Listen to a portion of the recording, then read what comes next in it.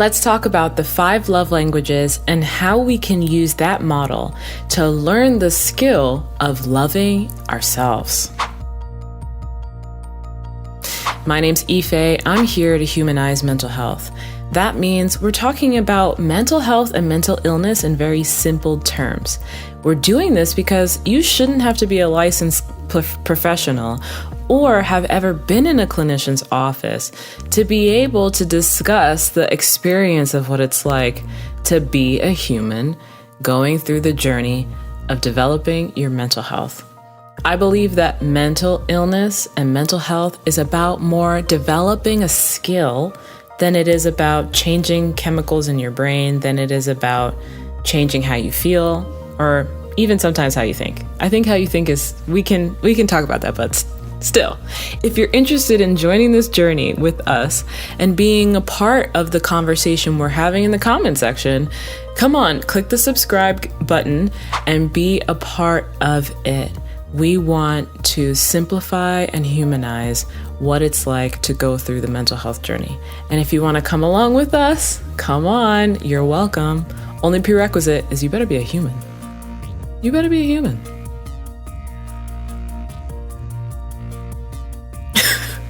Okay, let's talk about the 5 love languages. The 5 love languages is a model that was developed by Gary Chapman, and he uses this model to help people who are married to have a better relationship with each other so that they can analyze and assess the way that they give and receive love. It was created so that we can be better equipped to receive different types of love. It might be different from the way we give it, but the idea is that you can still receive different types of love if you have more of an awareness into what the different types of love are. Now, where I have taken the 5 love languages in my work as a mental health professional, but also in my time journeying through healing from mental illness, is I've taken it as a model to apply to ourselves. I believe that the 5 love languages can be used to help people develop the skill of self-compassion.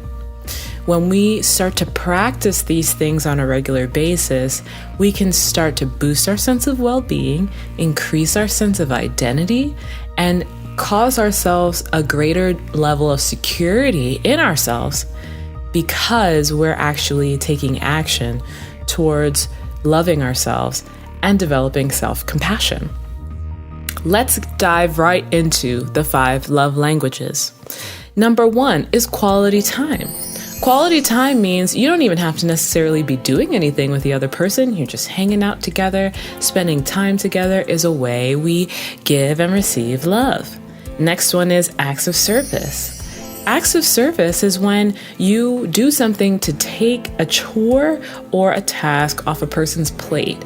Acts of service could be washing the dishes. Acts of service could be doing the laundry, taking the kids to school. This is an act of service that takes a task or a chore off of another person's plate to show them love.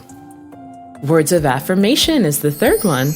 Words of affirmation means speaking over the person in a way that is kind, speaking words of love, speaking words of grace and well wishes, telling a person that they're beautiful, they're handsome, that you love the way that they think, that they are so special to you. These are words of affirmation where you put what's in your heart into words and you share it with the person.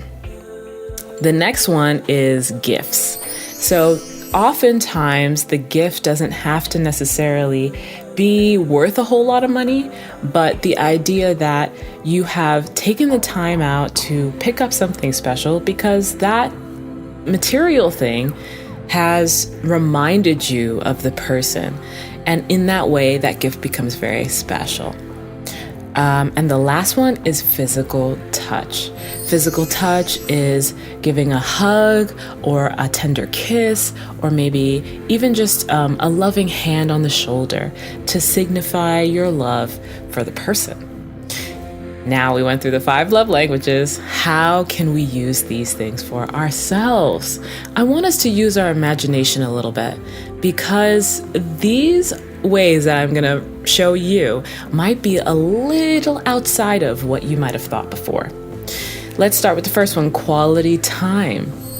What's a way that you can use the love language of quality time to show yourself love?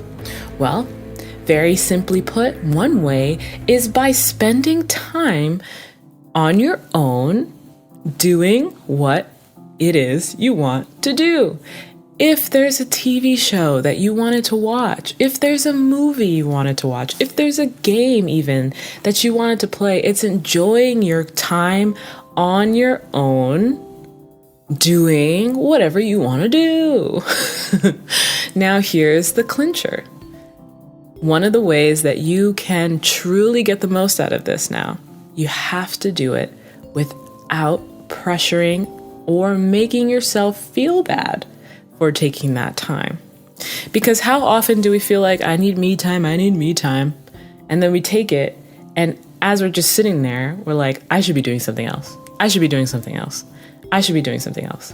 We make ourselves feel bad for spending quality time with ourselves. It is so crucial not to make yourself feel bad for taking that quality time. You need it, honey. You need it. And not only do you need it, but your family needs you to do it. Your family needs you to take it. Because an empty cup cannot outflow and pour out to anyone. You need to rest, and you need to be able to take that time as consistently as is possible.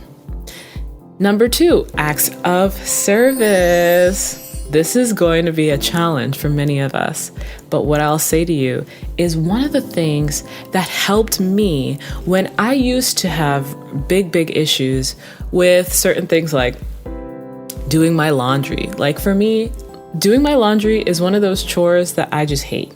It's just one of those chores I can't stand. We all have that one thing that I could do 20 other things, but my laundry, that thing will pile up. Or for some of us, it's even washing our hair. For some of us, it's cleaning our room. That is a chore sometimes that can feel such like a burden to us. Now, I propose that acts of service can be used towards those chores that are challenging for us to accomplish. How? Accomplishing those chores can be seen as something we do for ourselves to show ourselves love. How might you look differently at that pile of laundry if you're saying to yourself, you know what, Ife? I'm going to show you love because I know you're going to be happy, you're going to feel accomplished when you finish doing your laundry. And I want to practice self-love right now. I'm going to show you love by doing the laundry. And in that might be a challenge to wrap your mind around. But if we can see these chores as things that we do to show ourselves love, cleaning our room as a chore that we use to show ourselves love, how much better might we feel about accomplishing these things if we view it that way? Just saying, just put it out there. Try it, see if it works, okay? Okay, next is words of affirmation. This is so crucial. We were just talking about love. How do we show ourselves love? What's the definition of love? If you haven't seen that video, it's right here. What's the definition of love? Words of affirmation is how we can say love is kind. We are showing ourselves kindness. Speak positive, encouraging love in words. Words of affirmation can mean looking yourself in the mirror and saying, you know what? You're good enough. You know what? I know you had a challenging week, but you're going to get through this. you know what? I know this is hard, but keep going, because you're gonna be happy where you are at the end of this. So words of affirmation can be our way of speaking words of love and life over ourselves. And in so doing, we show ourselves love, start to practice self-compassion, and build that skill. Next is gifts. A gift, for someone who loves gifts, it isn't the monetary value of it that makes it special. It is often that there is a physical representation that a person was thinking about you and loves you enough to buy that gift for you because they thought of you and picked it up for you, knowing that you would like it. It's really the thought around the gift and what the gift represents. That's really what matters to the person. That you were paying attention, that you were thinking of them, that you love them. When you go out, you were thinking of them. So, how can we show ourselves love through the love language of gifts? Well,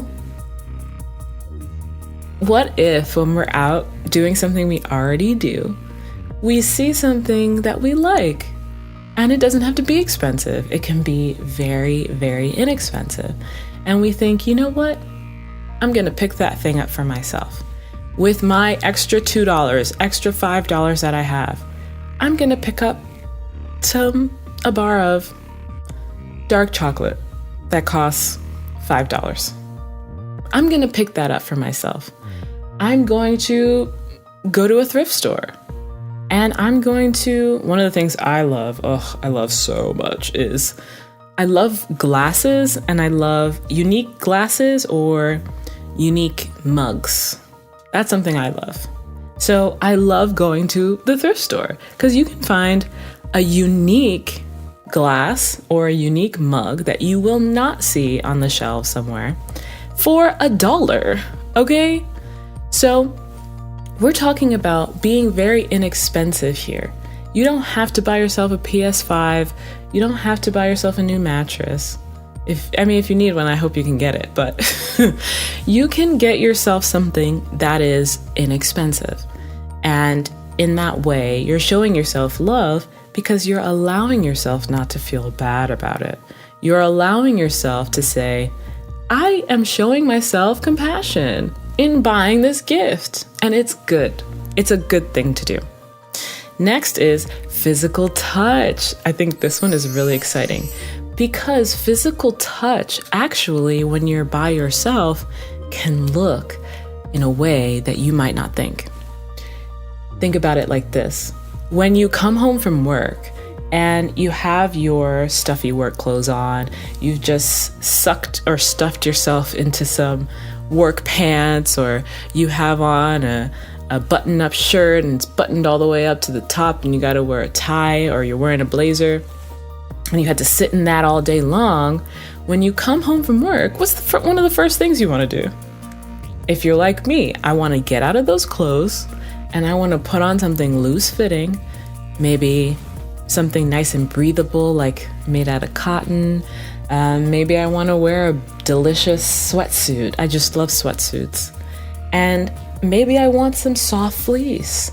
These are things that actually improve our sense of well-being when we're wearing something that's comfortable. If we're wearing something that's uncomfortable or not well-fitting or tight, it makes us feel insecure. We don't feel as free. We don't feel comfortable physically. So how can we feel comfortable in our mental health? So how about we think about that? Physically, we can go through and put on some PJs when we get home. Put on something comfortable when we get home. Have you ever thought about the state of your bed? Have you ever thought about the kind of blankets that you have on your couch? Are they soft? Do they have a texture that you just want to rub yourself in and wrap yourself up in it? That's the whole concept, is we can find things, find items, put these things in our home, think about incorporating these things in our daily lives. And the physical touch, the sensation of it on our skin makes us feel comforted, makes us feel calm, can give us a sense of peace even, because we're comforted with the physical touch of it. How's that sound? You could even think about going to take a shower or taking a bath as a sense of bringing some warmth. That is a way where our physical body, our physical touch can be used to show ourselves love. So there you go, 5 love languages and how you can use them to show yourself love. I truly believe self-compassion is like a muscle. You gotta work it. You gotta practice it. It's a skill. You gotta develop it. And together, let's develop it. Let me know in the comments section if you find any of that helpful or something that maybe I didn't talk about that you want to share with the community. Come on, don't be shy. Gary, I know you're watching. Come on, just leave a comment. Talk about it. Let's talk. I want to talk. I want to spend quality time in the comment section. All right, so that's been wonderful. Meet you in the next video.